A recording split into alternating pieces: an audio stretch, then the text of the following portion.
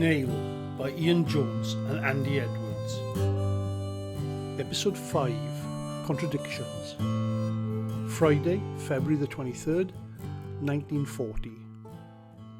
A large group of villagers have gathered at the rugby club to play cards. It's usually cribbage, but tonight it's whist. Mr. Briggs, the Cobbler, and Nosey Owens, the postman, are sitting at the bar. They're not liked and are not welcome with the rest of the men. The conversation leads to a lot of disagreement and some surprising opinions. It's Friday night in the rugby club.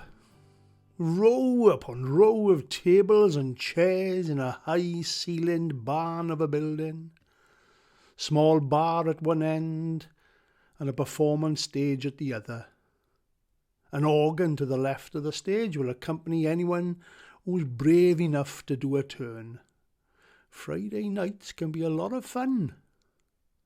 There's a crowd of us playing cards, 10 in all, so 2 people have to sit out every hand. Partner whist we're playing, like bridge it is, without the bidding. Easier, more straightforward. Usually played cribbage, but whist tonight for a change. Plenty of money on it too. Can make or break your week if you're not careful.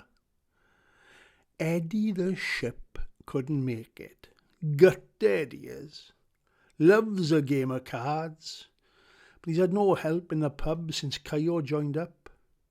Morgan 2 times is the last to arrive. Sorry I'm late, boys. Sorry I'm late. You've taken over from Howard, says Merv. God rest his soul. Wonder how the boys are doing, asks Ernie. I heard Bryn and Kipper are in France with the guards, says Irig. Wish I was still with the regiment myself. You've got important work at home, says Jack the Milk. Keeping a bloody eye on my livestock. Black marketeers everywhere. Lost another pig last week. We know who that was, says Irig. We'll get round to him, don't you worry. We all know who it was. Arthur 2 donkeys. None of us say anything though, because we're all eating his bacon and sausages on the quiet. Caio will have seen some action at sea by now, to be sure, says Nobby. Quiet now, Nobby. Careless talk costs lives, remember, says Irig, book and pencil. Didn't you just say Bryn and Kipper are in France, Irig, I say? Well, that's different. I'm a police officer, trying to throw you off the scent. I thought you were trained to follow a scent, says Jack the Milk. Or is that your dog? We all laugh. He's a right card, is Jack the Milk. Do you think Caio is a fruitcake, Neil? Merv says to me. What, nutty you mean, I reply. No. A fruitcake, man. An homosexual. Never seen him with a woman? Masculine women, feminine men. Which is the rooster, which is the hen? Shut up, Merv, I say. There's nothing wrong with Caio.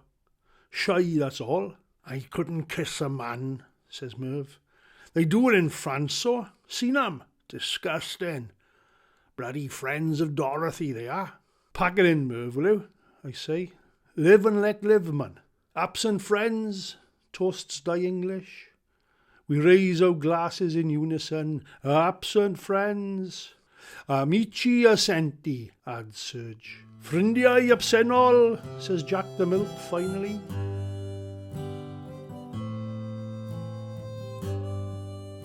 Mr. Briggs walks in and sits on his own at the bar.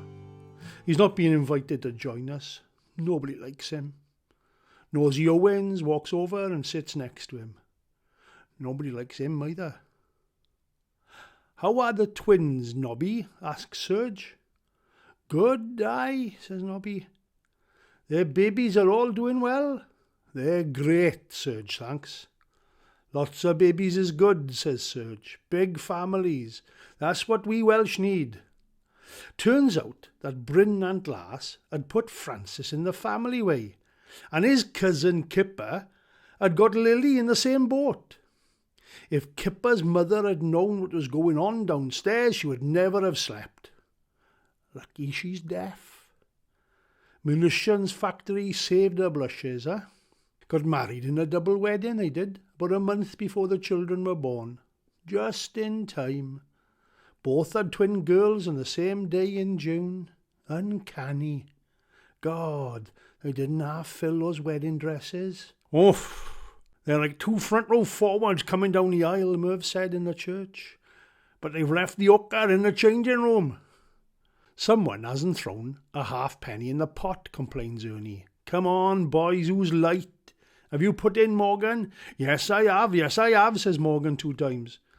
Howard was the one for not putting into the pot, says Eirig warmly. He mimics Howard. Aye, I'm in, man. I put it in first, I did.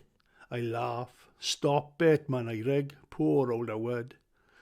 Too young to go, really, the poor bugger. Only married a year. God, that Edna Priest has been through the mill, poor woman. How's your Marianne, Neil? Asks Jack the milk. Has she told you who the father is yet? I shake my head. Swears she was drunk and can't remember. I catch Briggs's eye. He's listening in from the bar. You say one word now, good boy, I think to myself. One word, that's all. And I'll hit you so hard and so fast, you'll think you've been bloody surrounded. He knows better than to say anything, and turns away. Don't like these evacuees coming into the village, says Sergio. Too many of them. Taking over the place soon. There's only about 5 of them, I say incredulously. Little ones they are. Once you open the floodgates, they'll all be here. Dutch, French, even Italian, says Serge. I stare in amazement. Don't like foreigners, Neil, he adds. Can't trust them. At the start of the war, Serge had to get a reference from Eirig to say he was of sound character, or he'd have been deported. Well, I don't mind foreigners, says Merv. When I was growing up, Cardiff was very I help him out. Cosmopolitan, Nerve. Aye, cosmopolitan. I don't correct him. Oh, Butte Town, Splot, Tiger Bay, all the colours of the rainbow, huh? Well, not all of them, but you know what I mean. Good blokes on the whole. Few wrong uns, of course, but not worse than the Cardiff boys. Cardiff boys they were, anyway. Surprisingly liberal about foreigners, Merv. Although he has travelled the world, I suppose. When I was in the Navy, everyone sighs, but he carries on. When I was in the Navy, we was in Zanzibar. I met a crowd of locals going on a stag do, so I tagged along. Great run ashore. Wine, women and song. Aye, says Jack the milk. Then back on board for 6 weeks of rum, bum and concertina, was there? Well, we fall about laughing. Merv's arms are as tightly folded as I've ever seen them. Bloody hell, Jack, you should come out more often, boy, laughs Nobby. It's a good few minutes before the card game gets going again. Eirig plays the Queen of Hearts. Rum, bum and concertina, laughs Eirig, and everyone is off again. I'm going to the starboard heads, says Merv in a strop, and goes out the back to empty his bladder. The cards get back underway and we take it in turns to sit out and watch. Ernie is a dab hand at anything that involves making a few bob, and that includes whist. Die English is pretty sharp as well, and they always try and team up so they can make a killing. Tonight is no different. Now, I couldn't say for certain that they cheat, but they do strange little hand movements and coughs here and there. It's easier to see it when you're sitting out. Hard to prove, though. I don't really care, to be honest. I'm here for the company, not to make money. Philly reckons they're talking about conscription for women, says Di. Don't be daft, Di, says Nobby. Women can't fight the Boschman. Land Army or WVS, fair enough. But would you trust a woman with a gun? I'd trust Philly to blow your head off, Nobby, if she heard you say that, says Di. She wouldn't even need a gun. We laugh again. Well, I think it's a good idea, says Eirig, book and pencil. No reason why women can't take on some important army roles. I tell you what, they'll be more use than your bloody dad's army. He doesn't get a good response. Most of us have signed up for the LDV. Women should be at home, says Nobby, looking after babies. I tell you what, I say, my Marianne could give as good as she gets. I catch Briggs looking over again. You got something to say, Briggs? I ask, quite loudly. Just having a quiet pint, he says, and looks down at his beer. Aye, quiet is what you need to be, I think to myself. It's Merv and my turn to sit out of the hand. We walk to the bar to get another drink and then sit in the window away from Briggs and Nosey Owen. I'm having supper with Edna tomorrow, Niall, says Merv quietly. Nothing in it, mind. Our wood's still warm, see? But she asked me, so, well, I'm going. Fair enough, I reply. It's only supper. I don't think her would mind. Aye, only supper. She's a strong woman, O'Neill. Strong woman, I like strong women. She'd have no problem taking out a few huns, she would. Well, I laugh at that, innit? I'm off to Aberystwyth tomorrow to see my mother and Marianne. Taking Kipper's horse over. Won't be late back, though. Oh, you'll enjoy the ride, Niall. Bit of fresh air and that, Aye. I nod, and with that the wail of the air raid siren fills the air. Oh, here we go again, grumbles Merv. Eirig is out of the door before anyone else has moved, blowing his whistle as he runs down the road. Take cover, he shouts between whistle blasts. Get to your shelters now, shut the light out. I'm going nowhere, says Merv. Third bloody siren since Monday. Another false alarm it'll be, or another bloody stupid drill. Pointless, man. Ernie busses and Nobby set off home.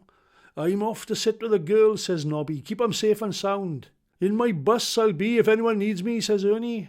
Di English and Morgan 2 times head off to do their rounds. Wardens they are. Their job to make sure lights are off, windows are blinded and everyone's off the streets. Night, says Morgan. Di puts on his tin hat as he leaves. Lights off, quick now, he shouts to the barman. Nosey Owens and Briggs cross the road to the Anderson shelter in the school field, and Serge heads off back to the caff to hide under the table with Anne and the dog. Better go and make sure the pigs are all right, says Jack the Milk. Get in the sty with them, I do, in case there's a bomb. Do you want to go down the cellar, boys? Asks the barman. No, I say, we'll stay by here. He throws us a candle, turns off the lights and climbs down into the cellar.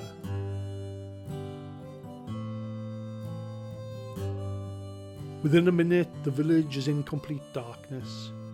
We sit in the candlelight and sip our beer. We can hear the footsteps of the air raid wardens as they patrol the empty streets. Have you got your mask with you, Merv? I ask. Nah, waste of time. Oh, mine's behind the bar in the ship, I say, laughing. Merv laughs. You'll be in trouble if they catch you without it. Well, a fat lot of good it'll be if a bomb lands on us, I say. There won't be no bombs here, Merv says confidently. What the hell does Mr. Hitler want to waste his time bombing Pontero? If we was in Swansea now, down by the docks, I'd be bothered. We're as safe as houses, yeah? Bloody nonsense. They reckon there was a U-boat in Milford last week, I say. After the oil, I suppose. Nothing happened, though. Suppose they scarpered after they'd been rumbled. I suppose.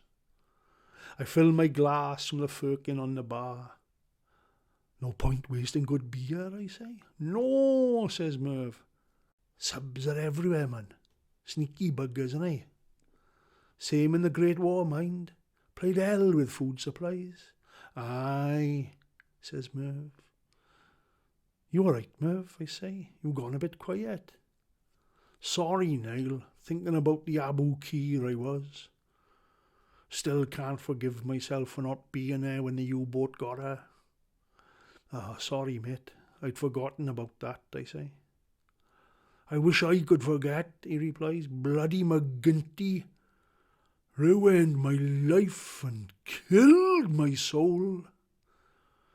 We stopped talking, and I watched the candle flickering and making shadows on the wall. After about 20 minutes, the siren wails again. There you are, says Merv. Told you. False alarm.